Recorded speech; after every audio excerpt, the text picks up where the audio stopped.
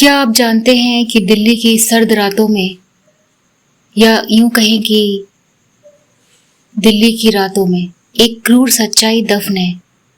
एक नाम जो इंसाफ की अंतहीन पुकार बन गया। एक परिवार जो दशकों तक न्याय की तलाश में भटकता रहा, और एक अपराधी जो रसूख के साए में छिपा रहा, जिसने अपने बाप का सहारा लिया अपनी काली करतूतों को छुपाने के लिए। आज रात हम उस अंधेरी कहानी की डायरी के पन्नों को पलटेंगे, जिसने भारतीय न्याय व्यवस्था की कमियों को उजागर किया है। ये कहानी है प्रियदर्शिनी मट्टू की, जिसकी मौत सिर्फ एक दुखद अंत नहीं, बल्कि सच्चाई के लिए एक कड़वी शुरुआत थी। So hello everyone and welcome to my channel. इस काली कहानी में कई किरदार हैं जिनके भाग्य आपस में उलझे हुए थे। पहला नाम था प्रियदर्शिनी मट्टू का, जो इस केस की विक्टिम है। 25 साल की एक मेधावी लॉ स्टूडेंट दिल्ली यूनिवर्सिटी के कैंपस लॉ सेंटर में अपने आखिरी साल में थी। उज्जवल भविष्य का सपना था। कानून की किताबों में खोई रहने वाली प्रियदर्शिनी एक ऐसी लड़की थी जो अन्याय के खिलाफ आवाज उठाने से बिल्कुल भी नहीं डरती थी, लेकिन उसकी यही निडरता शायद उसकी जान की दुश्मन बन गई। अगला किरदार है संतोष कुमार सिंह, जो इस केस का मुख्य आरोपी था। अभी भी है, लेकिन जेल में। दिल्ली पुलिस के एक आला अधिकारी का बेटा, आईपीएस जेपी सिंह का बेटा था। प्रियदर्शिनी का पूर्व बैचमेट था, जो एक जुनूनी और खतरनाक शिकारी बन चुका था। कई सालों से प्रियदर्शिनी को स्टॉक करता था, परेशान करता था, और कर भी रहा था। उसकी हर शिकायत को नजरअंदाज किया गया। कानून का रखवाला या कानून को तोड़ने वाला संतोष सिंह वो नाम था जिसके साथ एक भयावह खामोशी जुड़ी थी। तीसरा कैरेक्टर है चमन लाल मट्टू, प्रियदर्शिनी का पिता। एक रिटायर्ड सिविल सर्वेंट, एक सीधा साधा इंसान जो अपनी बेटी के लिए दुनिया से लड़ने को तैयार था। उनका अथक संघर्ष ही इस कहानी का ध्रुव तारा है। एक पिता की वो बेबसी जो बाद में प्रतिशोध नहीं बल्कि न्याय की एक अदम्य ज्वाला बन गई।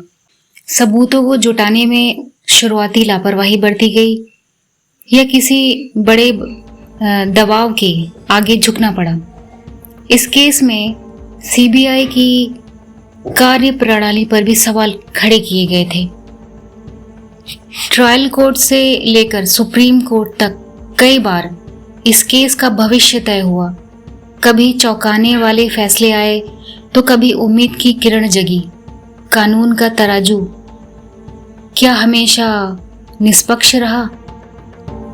आइए जानते हैं। 23 जनवरी 1996 दिल्ली का वसंत कुंज इलाका था। शाम ढल चुकी थी और प्रियदर्शिनी अपने घर में अकेली थी। ये वो जगह थी जिसे वो अपना सबसे ज्यादा सुरक्षित आश्रय मानती थी, और कोई भी क्यों नहीं मानेगा। अपने घर में तो सभी को लगता है कि वो सुरक्षित है, लेकिन उस दिन वो घर उसका खूनी पिंजरा बन गया। प्रियदर्शिनी के अंकल जब देर शाम घर पहुंचे तो दरवाजा अजीब तरह से खुला पाया। अंदर कदम रखते ही उन्हें जो मंजर दिखा वह बेहद विचलित करने वाला था, बेहद परेशान करने वाला था। प्रियदर्शिनी का शव जमीन पर पड़ा था, उसकी डेड बॉडी जमीन पर। जिस कमरे में वो मिली वहां हर चीज बिखरी हुई थी, मानो मौत से पहले एक भयानक और हताश संघर्ष हुआ हो। बेहद दुखद अंत हुआ। पुलिस और फॉरेंसिक टीम जब इस विभत्स स्थल पर पहुंची तो उन्होंने एक भयावह तस्वीर दर्ज की। प्रियदर्शिनी के शरीर पर कई जगह गंभीर चोटें थी जो उसके अंतिम प्रतिरोध की गवाही दे रही थी। ऐसा लग रहा था जैसे मरने से पहले उसने खुद को बचाने का भरपूर प्रयास किया होगा। उसके सिर पर किसी भारी वस्तु से बेरहमी के साथ वार किया गया था और उसके गले पर दबाने के गहरे निशान थे। प्रारंभिक जांच और पोस्टमार्टम रिपोर्ट ने पुष्टि की कि प्रियदर्शिनी के साथ बलात्कार हुआ था। यह सिर्फ एक हत्या नहीं थी, यह यौन हिंसा का एक क्रूरतम अमानवीय कृत्य था जिसने उसकी गरिमा को भी रौंद डाला था। उसकी मौत का कारण दम घुटने से हुआ था। आरोपी ने बेशर्मी से गला घोंटकर उसकी जान ली थी। पुलिस को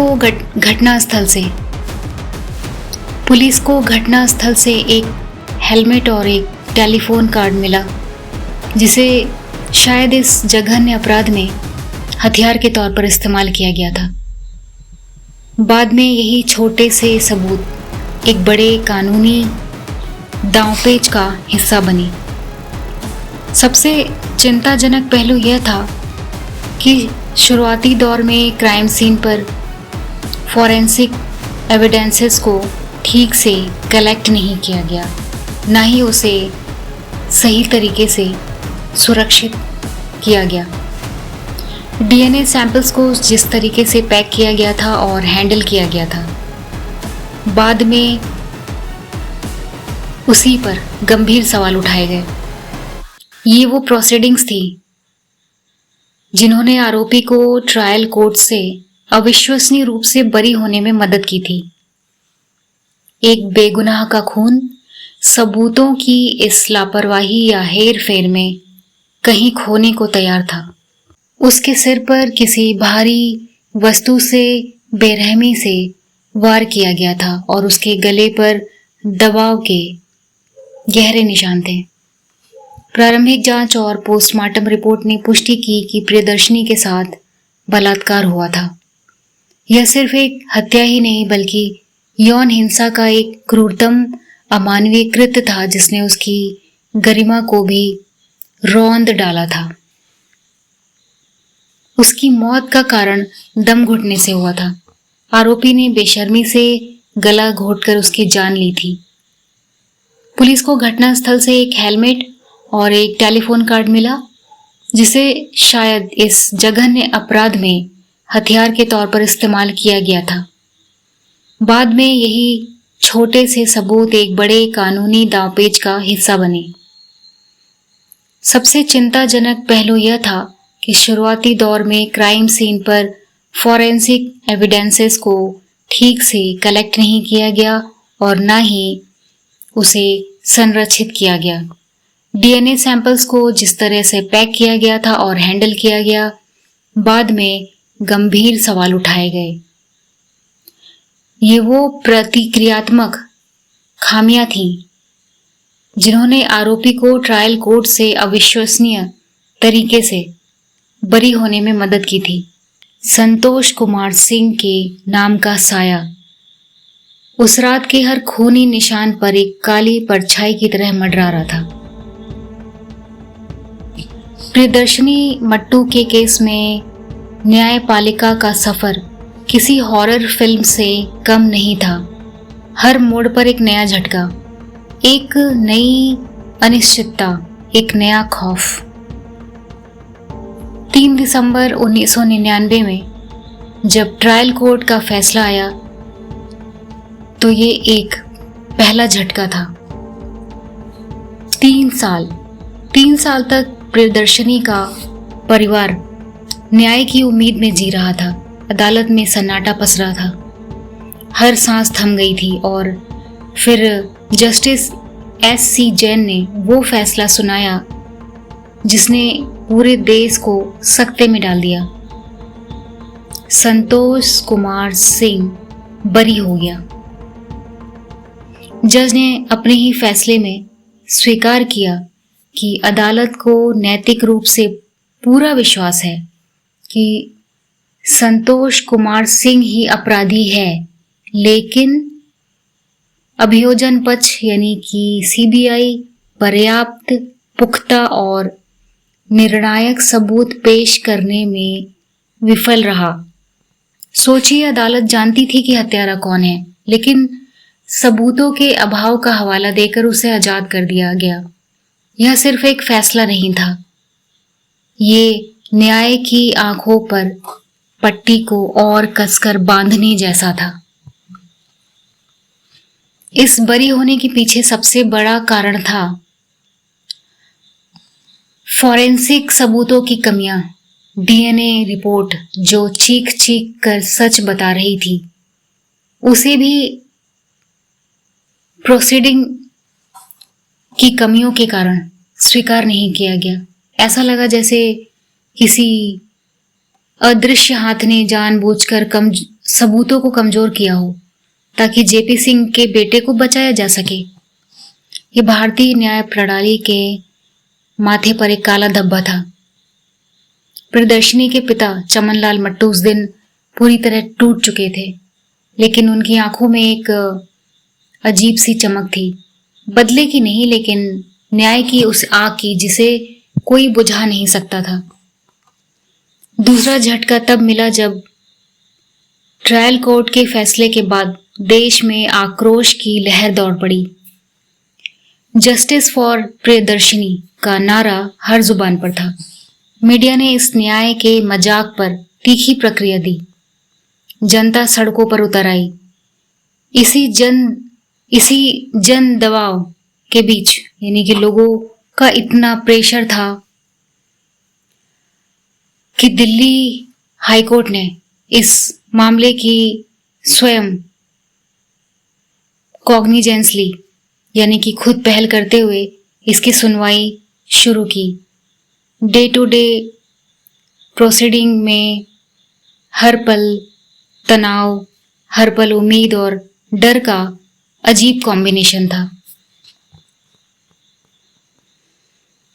7 साल बाद यानी कि 27 अक्टूबर 2006, 7 साल बाद प्रियदर्शिनी की आत्मा को कुछ शांति मिली। दिल्ली हाईकोर्ट ने ट्रायल कोर्ट के फैसले को पलटते हुए संतोष कुमार सिंह को बलात्कार और हत्या का दोषी पाया। कोर्ट ने स्पष्ट रूप से कहा कि सर्कमस्टेंशियल एविडेंस जैसे संतोष सिंह का प्रियदर्शिनी का पीछा करना, उसकी धमकियां और अपराध स्थल पर उसकी मौजूदगी के निशान सभी उसे अपराधी साबित करते हैं। और सजा क्या मिली? मृत्युदंड। कोर्ट ने इसे रेयरेस्ट ऑफ रेयर की कैटेगरी में रखा, यह मानते हुए कि अपराध की क्रूरता और प्रकृति इतनी विभत्स थी कि अपराधी को जीवित रहने का कोई अधिकार नहीं। यह फैसला प्रियदर्शिनी के परिवार के लिए एक बड़ी जीत थी। ऐसा लगा कि न्याय की धीमी लेकिन अटूट चक्की ने आखिरकार अपना काम कर दिया है। लेकिन फिर 2010 में तीसरा झटका लगा। सुप्रीम कोर्ट में संतोष कुमार सिंह ने अपील की। उसने हार नहीं मानी। उसने दिल्ली हाई कोर्ट के फैसले को सुप्रीम कोर्ट में चुनौती दी। फिर से न्याय के तराजू पर प्रियदर्शिनी की जिंदगी को तौला जा रहा था। और 4 साल बाद 6 अक्टूबर 2010 को संतोष कुमार सिंह को दोषी ठहराए जाने को बरकरार रखा। लेकिन कोर्ट ने माना कि उसने प्रियदर्शिनी का बलात्कार और हत्या तो की थी, लेकिन ये प्रियदर्शिनी के परिवार के लिए एक बड़ी राहत होते हुए भी सुप्रीम कोर्ट ने उसकी मौत की सजा को उम्र कैद में बदल दिया। सुप्रीम कोर्ट ने कहा कि ये फैसला सुधार की संभावना और संतोष सिंह की युवावस्था का हवाला देते हुए लिया गया है। उम्र कैद का मतलब प्राकृतिक जीवन के अंत तक कैद, ये शब्द थे। लेकिन क्या एक बलात्कारी और हत्यारे को सुधार का मौका देना उस आत्मा के साथ न्याय था जिसे बेरहमी से कुचल दिया गया था? क्या ये प्रियदर्शिनी के साथ हुए अन्याय का एक और अध्याय था? इस फैसले ने फिर से बहस छेड़ दी। क्या हमारा लोकतंत्र वास्तव में पीड़ितों को न्याय दे पाता है या अपराधियों के अधिकारों को और सुधार की संभावना पर अधिक जोर देता है? प्रियदर्शिनी मट्टू का केस सिर्फ एक व्यक्ति की कहानी नहीं है, बल्कि भारतीय न्याय प्रणाली की गहरी खामियों और चुनौतियों का एक भयावह नक्शा है। इस मामले ने कई महत्वपूर्ण कानूनी पहलुओं पर प्रकाश डाला है कि कैसे एविडेंस एक्ट के तहत सबूतों, विशेषकर फॉरेंसिक सबूत जैसे डीएनए का कलेक्शन, उसका संरक्षण और उसका प्रेजेंटेशन कितना इम्पोर्टेंट है। सीबीआई की शुरुआती लापरवाही और साक्ष्य श्रृंखला, द चैन ऑफ कस्टडी में खामियों के कारण ही ट्रायल कोर्ट ने आरोपी को बरी किया था। इसने दिखाया कि केवल अपराध का होना ही पर्याप्त नहीं होता है, बल्कि उसे कानूनन सिद्ध करने के लिए पुख्ता साइंटिफिक एविडेंस होना बहुत ज़रूरी है। दूसरी बात है कि आपराधिक न्याय प्रणाली यानी कि क्रिमिनल जस्टिस सिस्टम में बियॉन्ड रीजनेबल डाउट का सिद्धांत यानी कि संदेह से परे का जो सिद्धांत है वो भी लागू होता है। ट्रायल कोर्ट के फैसले ने इस सिद्धांत पर गंभीर सवाल उठाए। जज का ये कहना कि नैतिक रूप से संतोष सिंह ही अपराधी है, लेकिन सबूत पर्याप्त नहीं है, यह दर्शाता है कि आपराधिक मामलों में प्रोसिक्यूशन को आरोपी का दोष बियॉन्ड रीजनेबल डाउट साबित करना होता है, जो कई बार प्रक्रियात्मक खामियों के कारण असंभव हो जाता है। भले ही आंतरिक रूप से न्यायाधीश को अपराधी का पता हो, लेकिन बिना सबूत के केस कमजोर हो जाता है। भारतीय दंड संहिता और बलात्कार की मामले में कानून की कुछ सीमाएं हैं। इस केस में उस समय के आईपीसी और उसकी धारा 376 और 302 जो कि बलात्कार और हत्या से संबंधित हैं, से संबंधित प्रावधानों की व्याख्या और उनके प्रयोग पर गंभीर बहस का विषय बना। यह दिखाता है कि कैसे बलात्कार के मामलों में अभियुक्तों को टेक्निकल बेस्ड तकनीकी आधार पर बरी किया जा सकता था। इसी मामले में और बाद में निर्भया कांड जैसे मामलों में भारत में यौन अपराध कानूनों में व्यापक सुधार की आवश्यकता को महसूस किया गया। इस केस में जुडिशियल रिव्यू और उच्च न्यायालयों की क्या भूमिका रही? दिल्ली हाई कोर्ट ने जिस तरह से ट्रायल कोर्ट के फैसले को पलटते हुए संतोष सिंह को दोषी ठहराया, वह न्यायिक पुनरावलोकन यानी कि जुडिशियल रिव्यू की शक्ति और उच्च न्यायालयों की भूमिका का एक महत्वपूर्ण उदाहरण है। हाईकोर्ट ने न केवल सबूतों का पुनर्मूल्यांकन किया, बल्कि ट्रायल कोर्ट्स की कमियों को भी सुधारा, जिससे न्याय की उम्मीद फिर से जाग उठी।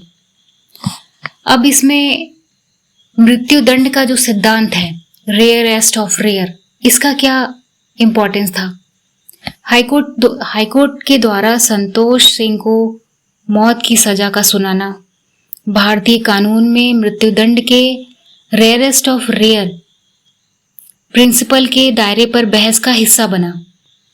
सुप्रीम कोर्ट ने बाद में इसे उम्र कैद में बदल दिया, जिसमें अपराधी की उम्र और सुधार की संभावना जैसे कारकों को ध्यान में रखा गया था। तो जुडिशियल डिस्क्रेशन और थ्योरीज ऑफ पनिशमेंट जैसे रेट्रीब्यूशन वर्सेस रिफॉर्मेशन के बीच में एक जटिल संतुलन को दर्शाता है ये केस। प्रियदर्शनी मट्टू केस एक ऐसा निशान है जो हमारी सामूहिक चेतना पर हमेशा रहेगा। ये एक चेतावनी है। यह याद दिलाता है कि भले ही न्याय की राह लंबी हो और खूनी हो, उसे कभी छोड़ना नहीं चाहिए। लेकिन क्या हम तैयार हैं उन छुपे हुए दरिंदों शिकारियों का सामना करने के लिए जो आज भी हमारे बीच घूम रहे हैं, और उन खामियों को दूर करने के लिए जो उन्हें बचा सकती हैं? प्रियदर्शनी मट्टू का नाम सिर्फ एक केस फाइल नहीं है, ये एक शाप है, एक खूनी चेतावनी। ये याद दिलाता है कि भले ही न्याय की राह लंबी हो, उसे कभी छोड़ना नहीं चाहिए। सोचिए अगली बार और बार बार जब कोई आवाज दबने लगे, जब कोई चीख खामोश होने लगे, क्या आप न्याय की उस खूनी जंग में शामिल होंगे या बस एक और मूक गवाह बनकर रह जाएंगे? आज के लिए बस इतना ही। अगले एपिसोड में फिर मिलूंगी आपसे।